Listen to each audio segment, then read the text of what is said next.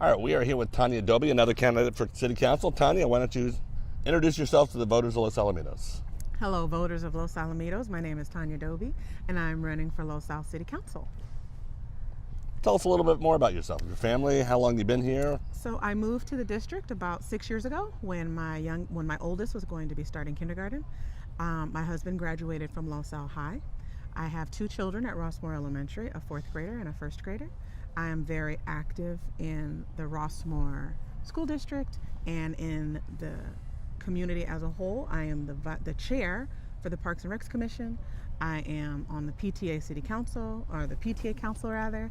I'm on the PTA at our school. I'm the Friends of Rossmore president. I've got volunteerism coming out of my ears because the bottom line is I want to see the absolute best and most excellent things happen in our district and in our city. All right. As you're probably aware, because you're running for City Council, a lot of things have happened in the last 5 or 6 months. That all kind of resulted originally from what one council person thought was state overreach. Okay. It ended up being, the unfunded mandates affect the budget. They affect the pensions, obviously. They affected the opt-out for SB 54, which resulted in the redistricting. So what are your thoughts just about that whole issue, state overreach, and also how it's affected the city? Okay, well, those are really big issues, and I understand that because ever since I've been interested in City Council, that's really all I've heard about. People will mention other things like the state pension and the overreach, but what I've really heard is SB 54 and sanctuary versus anti-sanctuary, and the bottom line for me is being fiscally responsible. And from what I understand about the lawsuit specifically is because of the way that we're being sued, the amount that it would cost our city is about between $6 and $8 million, I think, are the rough initial estimates. And to me, it just doesn't make, for whatever other reasons that you want to lump in there, it doesn't make the sense for our small city to take on such a huge risk, at least not exactly at this moment. We don't have the resources to see it through. What do you think about the general philosophy of the state government mandating that the city has to spend X amount of dollars on this without providing a funding resource for that? Well, and I deal with that at the school level. We have things that we are mandated to do through our schools that the district does not provide us funding for, but it doesn't negate the fact that it has to happen. And I don't think it necessarily makes it a bad thing. It just makes it something that they can't fund. And that's why we started Friends of Rossmore. I'm the president for Friends of Rossmore, and our specific purpose is to raise funds to fill in the gaps that the PTA can't, and that now the district can't because of how much funding we get as a total district. So in that regard, I understand that there are some things that as a city we may not agree with, but we have to look at the larger picture. I look at in your home, there are things as a parent you would tell your children because you see the larger picture. And that's not to say we are like children, but there are some things that we will not understand because we can't see the whole picture. And when you're dealing with federal issues and countrywide issues, we may not see the total picture. We see our little piece. So I think it's really sit down and look, and if you're interested, do more of the research to find out, are they really overreaching, or is this something that they have a greater view of, and that's why their perspective is the way that it is? Do I really want to fight for it? As we would tell our children, or as a district has told us, do you really want to fight us for this, or are you going to say, or save that for something that is more impactful? One of the consequences of the whole opt-out of the SB 54 is there was a lawsuit for redistricting. Yes. Just what are your thoughts on the redistricting? Those were originally aimed for larger cities, and Right. It was applied to Los Alamitos. So. Right. Well, I mean, from what I understand, the purpose of redistricting is to lend itself to diversity on the city council. And I don't know if that necessarily means through cultures or ethnicities, but just demographics, period. There is no one on Apartment Row on our city council. I'm from Apartment Row, and I do understand some people, the perspective should be, if you live here, you should have input, because whatever decisions are made are going to affect you. And that, I feel very passionately about that. You can't just, and then you can't complain. You Right. can't have decisions be made, you don't agree with them, and then you didn't say something about it. The way that the districts are set up now, I believe that Apartment Row, which is about 42 to 45% of all the vote in Los Al, is in each of the 5 districts. And in one regard, I'm okay with that, because technically speaking, you could have every seat filled by someone on Apartment Road because of the way that it's been divvied up. So it doesn't have to be a bad thing. I refuse to look at it like, oh, it's an oppressive thing. No, just get out there and be passionate about where you live. You could choose to live anywhere. It's not cheap to move here. We have excellent schools, and that's why people come. But you need to be a voice for where you live. That's why you'll see my face just about anywhere. Because I believe that wholeheartedly. You have to be a voice where you are. You cannot just assume that because it's the right thing that people will do it, because it makes sense to you that it makes sense to someone else, because that's not hardly the case, especially if it's someone, I as a renter, I'm not going to understand all of the issues that an owner faces.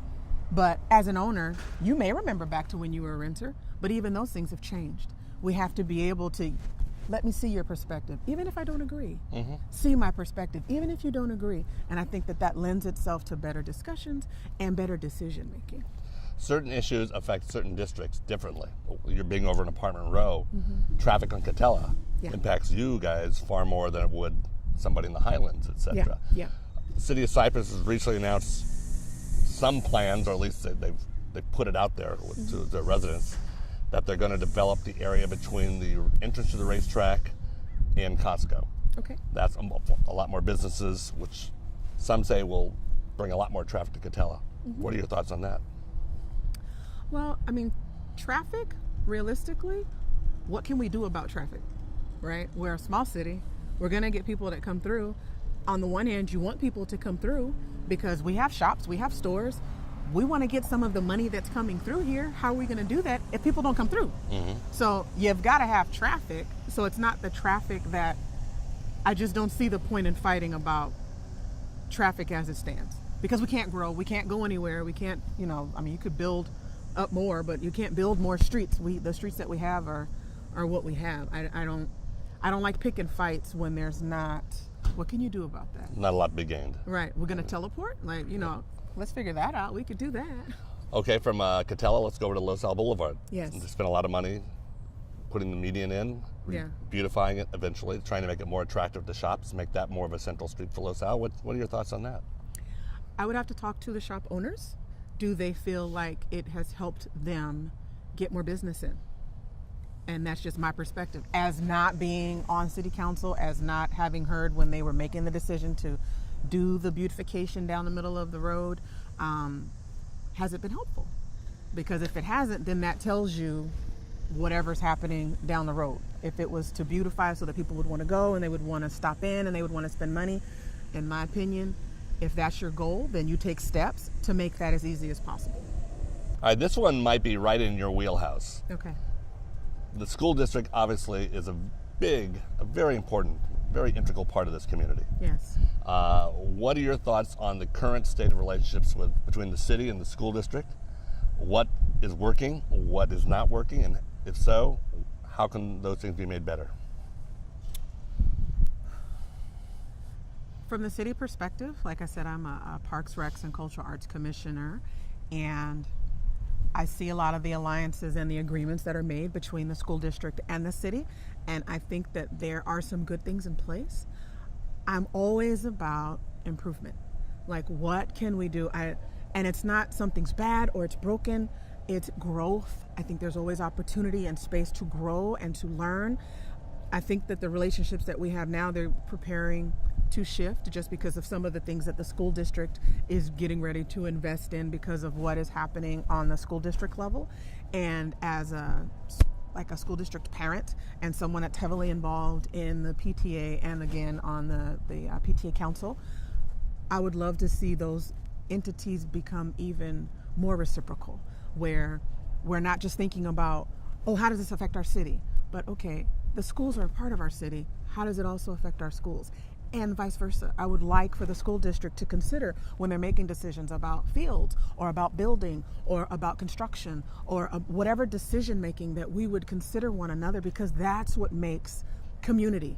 That's what grows and thrives for community, is really consideration and communication. So that is my entire perspective, I think, from what I understand and from what I know about the school district and the board and the schools and the city, that we're making great progress, But what I know about progress is you have to keep moving forward.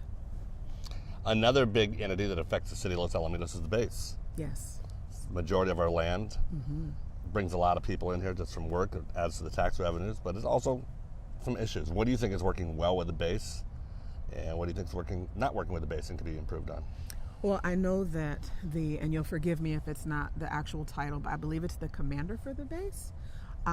There were some issues that I was only aware of because, again, I'm on the Parks and Recs Commission, and they do the race on the base, and they do the 4th of July, and they do these different events that are at the base. The swimming program, which is no longer there. Yeah, we don't have the swimming program anymore. But being able to have people that are at the base that are willing to be allies, that are willing to hear the voices of those in the city, that are willing to understand that these programs bring so much community to our city. And there's a commander there now, and again, forgive me if that's not his title, but I'm gonna call him. It is. Okay, well, that commander has said, let's work together. We want you here. We want you on our base. We want the families here. The 4th of July was great. We're revving up for the race on the base. We've already got registrations pouring in, and the city has reached out to the schools to get the schools involved. And these are the type of things that I think are really gonna grow us as a community. So for right now, the relationship with the base is fantastic. I'm grateful for that. I'm thankful that we will continue to better deepen that relationship with the base so that they see the benefit of having us there as we see the benefit of having them here. This is the first time you've campaigned for an office. Yeah. What do you like about campaigning? What do you not like about it? What do I like? I like the diversity of people that I'm meeting and the different dialogues that have been opened and the different perspectives that have been offered. And I think the thing that I wouldn't like is probably some of those same things. You know, there's a lot of learning. The only thing I really, really dislike are my signs being stolen. That's the only thing I really, really dislike. But past that, I'm the type of person, I'm gonna learn from it. It's not anything that you go and, even if it's bad, what do you learn from that? How do you grow from that? And keep moving. Keep pushing forward. It's never a thing where, oh, they took my $50 million signs. No, it's cool. I've got a few more. I'll just put those out. You just keep moving. You keep going. And the campaign experience itself, I'm learning something new every day. I'm meeting new people every day. And whether they're for me or against me, there's something to be learned from both. And I appreciate them both. What issues we haven't talked about today that you think are important in this upcoming campaign or this current campaign? You know, and this is across our nation, we have to be able and willing to listen to one another, to understand, not listen to respond. Your perspective can be entirely different, your whole outlook on life, but it was shaped by the way that you were raised, where you've lived, what jobs you've done, who you're married to, who your children are. But the same is true for me. And it's being able to, regardless of the fact that your background is completely different from mine, it could be, or we could have an infinite amount of things in common, but we have to listen to one another to get to that point and understand that about one another. I think that that's how you get, because you'll get some people and they're super riled up and they're passionate and they're make the change, be the change. But because there's no real understanding behind that, there's no change. There's no difference. You get people, they're on fire for 5 minutes, and then once things kind of settle down, that complacency sets back in, and there's no real change. I want to see real, lasting growth in our city, in our boards, in our district, in our community, where when you're really passionate about something and not just die out, because that's not real passion. Right. You know, you were worked up for a few minutes, and then it kind of waned. I don't want to see that anymore. I want us to really get to a place where when we say it, we mean it, we stand by it, and we follow through with it. You moved over this community specifically for the schools, you said? Yep. Your mom said, you better get my babies over there. Not yet. What have you found here that you didn't expect, good and bad? The amount of participation in the schools is amazing to me. There are so many parents on campus that they try to send some of us home because there's so many, and that's completely different. Like when I was in school, I'm one of 5. My mother was a single mother. When she showed up to parent-teacher night, she had literally like 2 minutes for each of my teachers, regardless of what they wanted to say, regardless of what presentation that they put on, regardless of what work I had up. It was like, okay, what's her grade?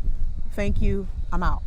Here, our back to school nights are a production. We have people come out and sell spirit wear. We might have food. The families come and we commune together. The teachers have us in their classrooms for a full 45 minutes, and they're telling us all of the things that are being accomplished in the class and what the goal is.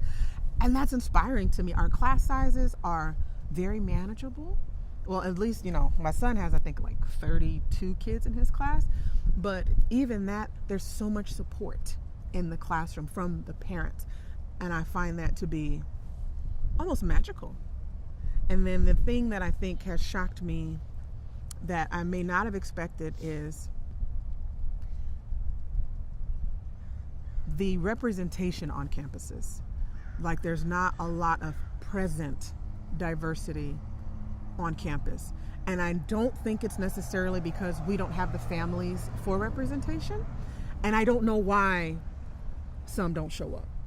So I can't speak to that. I do, every time I meet someone who is different, no matter what it is, whether it's physically or if it's a disability or if it's whatever the case may be, it's let me reach out to you, let me find out who you are, let me find out where you're from, so that you will be included, so that you'll feel comfortable, so that you'll want to be here and know that this is a team effort. I say Team Rossmore. All right, closing minutes. Why don't you make your pitch to the voters right here? Take advantage of it. The one thing that I would like to encourage everyone to do is register to vote. You have to be 18 or older. If you've moved or if you've changed your party affiliation, you need to re-register, but you've got to be registered to vote. Quite obviously, you can vote for Tanya Doby, but get out there, let your voice be heard. Don't just sit back and let things happen. We live here. This is our community. Own it. That's it. All right, Tanya, thank you. Thank you, Larry.